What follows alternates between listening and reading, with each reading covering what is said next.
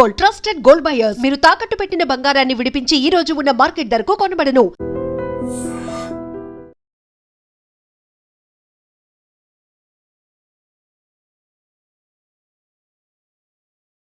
Tight పెట్టుకోమ్మా. నువ్వు కొంచెం బయట ఫ్రేమ్ సెంటర్ పెట్టుకోమ్మా. బాగున్నా? ఇక నువ్వు ఫ్రేమ్ అవుట్ అయితే నేను ఫ్రేమ్ ఇన్ అవుతా. అంటే మీకోసమే సెట్ చేస్తున్నాను సార్. నేను సెట్ చేసుకుంటాను. నువ్వు లోపల ఫైల్ సెట్ చేయి. Okay sir. ఓ షిట్, మర్చిపోయా సార్. Bless me sir. కళ్ళదన పెట్టేంట్రా, వెనుపుడు పుడుస్తావేంటి? లేదు సార్. పోరా ప్లీజ్ పో. ఇప్పటిదాకా గణాంకాలు చూస్తే 60కి పైగా విడాకుల కేసులు గెలిచిన ఏ ఒక్క లాయరు లేరు. మీరు ఏకంగా 98 కేసులు గెలిచి అతి త్వరలో 100వ కేసుకి చెరువులో ఉన్నారు కదా, మీరు ఎలా ఫీల్ అవుతున్నారు? చాలా గర్వంగా ఉంది రాజా.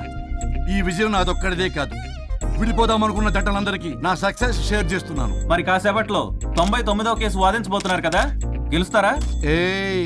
99 కాదు, వెరీ సూన్ 100వ కేసు కూడా గెలిచి గిన్నిస్ రికార్డ్ బ్రేక్ చేస్తాను. వన్స్ నే కేసు టేకప్ చేస్తే ఆ భగవంతుడు కూడా ఆపలేడు.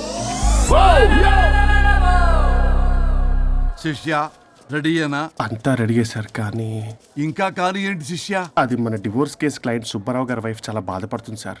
విడాకులు విత్డ్రా చేయమని అడుగుతుంది సార్. బతినాడుతుంది శిష్య సార్. జాలి అనేది మన వర్క్ లో ఉండకూడదు. అవును సార్. వృత్తి ధర్మం కదా, చాలా ఇంపార్టెంట్. అవును సార్. సార్ సుబ్బారావు గారి వైఫ్. నమస్కారం అమ్మా. నమస్కారం సార్.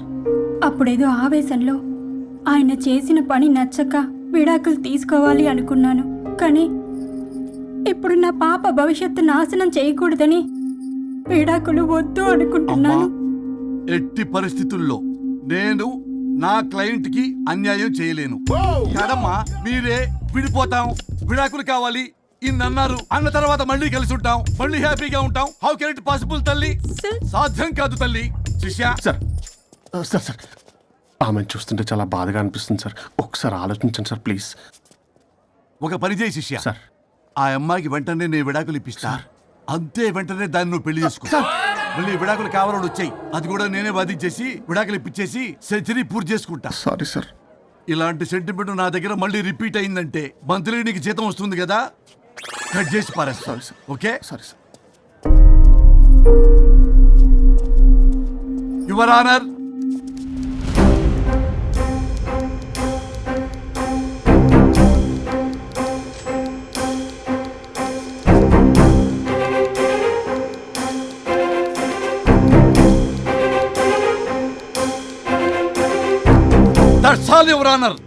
ఈ కేసు పూర్వాపరాలు పరిశీలించిన మీదట వీరికి విడాకులు మంజూరు చేయడమైనది.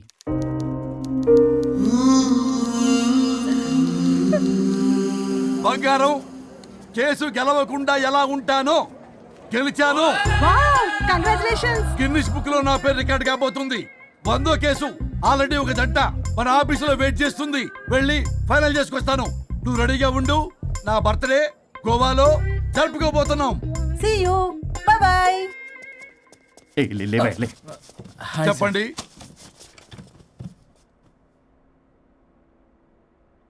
పర్లేదు చెప్పండి. నాకు విడాకులు కావాలి సార్.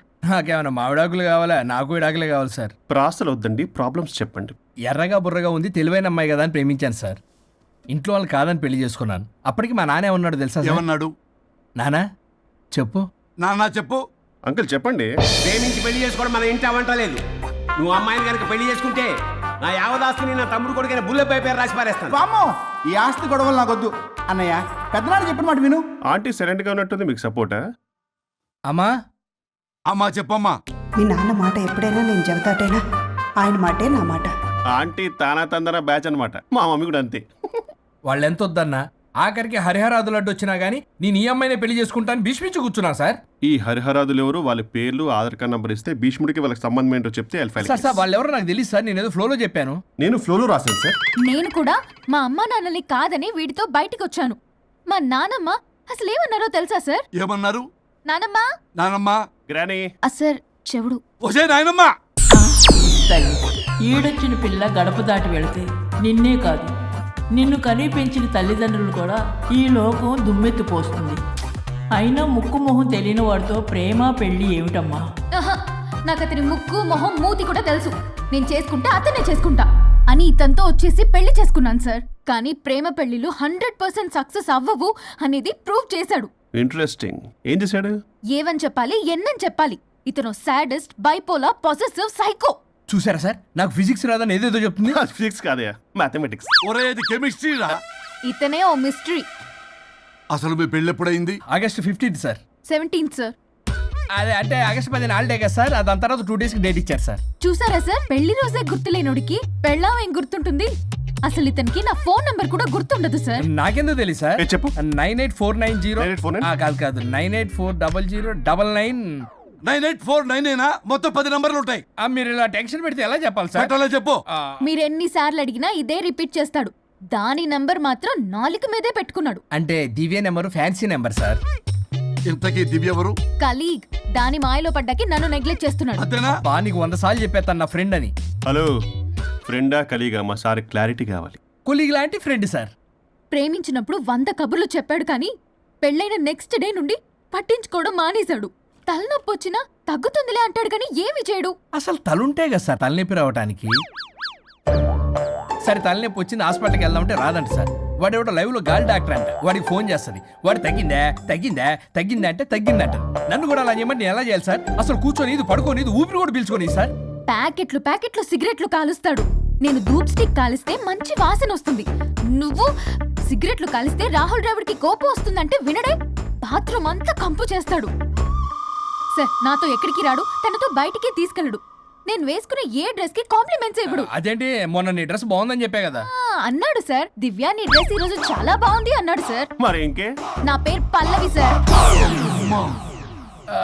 సార్ ఏదో రాస్తున్నారేంటి sir? You done the world's greatest mistake bro. అబ్బా అది ఏదో ఫ్లోలో అన్నాను సార్. నేను కూడా ఫ్లోలో రాస్తున్నాను సార్. సార్ ఇప్పుడు మీ ఆవిడ మిమ్మల్ని ఏమని పిలుస్తుంది? మేడంకి సార్ అంటే పిచ్చి. హరి డార్లింగ్ అని పిలుస్తుంటది కదా సార్. తను మీ షర్ట్ చూసి హరి డార్లింగ్ నీ షర్ట్ బాగుంది అనబోయి గిరి డార్లింగ్ నీ షర్ట్ బాగుంది అంటే మీకెలా ఉంటుంది? పత్తులు క్రికెట్ అవునే అడగండి. అమ్మా ఇక నీ ప్రాబ్లం చెప్పు, మమ్మల్ని ఇరికించమాకు. చూసారా సార్, ఇది ఎవరికైనా ప్రాబ్లం క్రియేట్ చేస్తుంది. దీని మనసు నుండే విషప ఆలోచనలు. ఇది ఆలోచించే విధానం కృష్ణపల్ నోయలు కూడా అర్థం కదా సార్. ఎవడరా వాడు? Famous comedian sir. ఓ కమెడియనా? ఎస్పీ గారి లాగా. అతను సింగర్ కదా సార్. సింగరా? తెలీదా? చూసారా సార్, మీకన్నా తెలుసు. వీడికేమీ తెలీదు.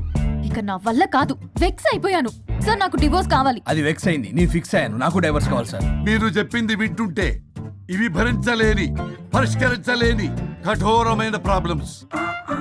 ఈ విడాకులు మీకన్నా నాకు చాలా ఇంపార్టెంట్. ఎందుకంటే నా 100వ విడాకులు గిన్నిస్ బుక్కి చివరి మెట్టు. అమ్మయ్య, ఇక మేము మర్చిపోవచ్చు అనమాట. ఇక మీరు మర్చిపోయిన ఆ విషయం నేను మర్చిపోను. డాక్యుమెంటు నా హస్తాలతో స్వయంగా రాస్తున్నా. కానీ ఒక 2 రోజులు మాత్రం ఊపిరికి ఊపిరి బిగబట్టుకొని వెయిట్ చేయండి. 99 గెలిచిన ఆనందంలో నేను నా వైఫ్తో గోవా టూర్ వెళ్తున్నాను. రాగానే 100% నేను మీకు డైవర్స్ ఇప్పిస్తా. Thank you sir.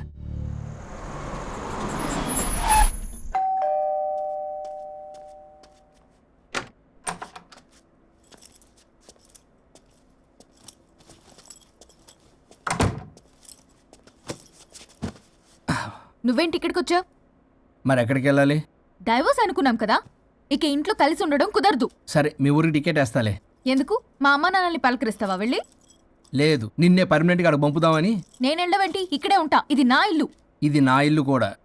చిచ్చి, నీతో కలిసి ఇల్లు కొనడం నాది బుద్ధి తక్కువ. అసలు నీతో కలిసి ఉంటా నాది బుద్ధి తక్కువ. అయితే పో, ఇంకా ఇక్కడెందుకు? అయితే నా వాటా నా మొహాన పడే నేను వెళ్తా. ఇప్పటికిప్పుడు ఇవ్వడం కుదరదు. ఇప్పటికిప్పుడు నేను వెళ్ళటం కుదరదు.